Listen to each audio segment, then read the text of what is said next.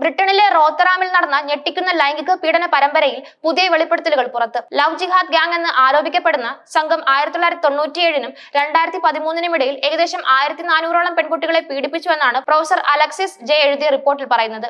എന്നാൽ ഈ ക്രൂരതകൾക്ക് ഇരയായവർക്ക് നീതി നിഷേധിക്കപ്പെട്ടുവെന്ന് മാത്രമല്ല, പോലീസുകാർ പോലും തങ്ങളെ പീഡിപ്പിച്ചുവെന്ന് അവർ വെളിപ്പെടുത്തിയത് ബ്രിട്ടീഷ് സമൂഹത്തിൽ വലിയ ഞെട്ടലുളവാക്കിയിട്ടുണ്ട്. ഈ സംഭവവുമായി ബന്ധപ്പെട്ട് 2 പേരെ ഇതിനോടകം നാടുകടത്തിയിട്ടുണ്ട്.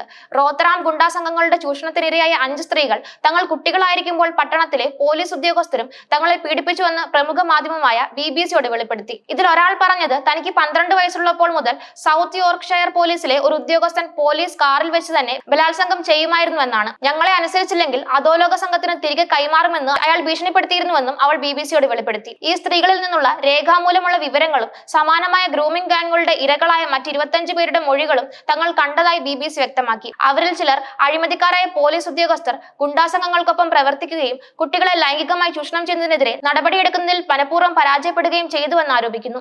ഇത് ബ്രിട്ടീഷ് നിയമപാലക സംവിധാനത്തിന്റെ വിശ്വാസ്യതയ്ക്ക് കനത്ത തിരിച്ചടിയായി. പ്രൊഫസർ അലക്സിസ് ജെയെ 2014-ൽ തയ്യാറാക്കിയ റിപ്പോർട്ടാണ് റോത്തറാമിലെ പീഡനങ്ങളുടെ വ്യാപ്തി ആദ്യമായി ലോകത്തിന് മുന്നിൽ കൊണ്ടുവന്നത്. 1997-നും 2013-നും ഇടയിൽ കുറഞ്ഞത് 1400 കുട്ടികളെ പുരുഷന്മാർ പീഡിപ്പിച്ചുവെന്നാണ് അദ്ദേഹത്തിന്റെ റിപ്പോർട്ടിൽ പറയുന്നത്. ഈ റിപ്പോർട്ടിലെ ഒരു പ്രധാന കണ്ടെത്തൽ ഇരകളിൽ ഭൂരിഭാഗവും തങ്ങളെ പീഡിപ്പിച്ചവർ പാകിസ്ഥാൻ വംശജരാണെന്ന് തിരിച്ചറിഞ്ഞുവെന്നതാണ്. ഇതാണ് ഈ സംഭവത്തെ ലവ് ജിഹാദ് ഗ്യാങ് എന്ന് മാധ്യമങ്ങൾ വിശേഷിപ്പിക്കാൻ കാരണം.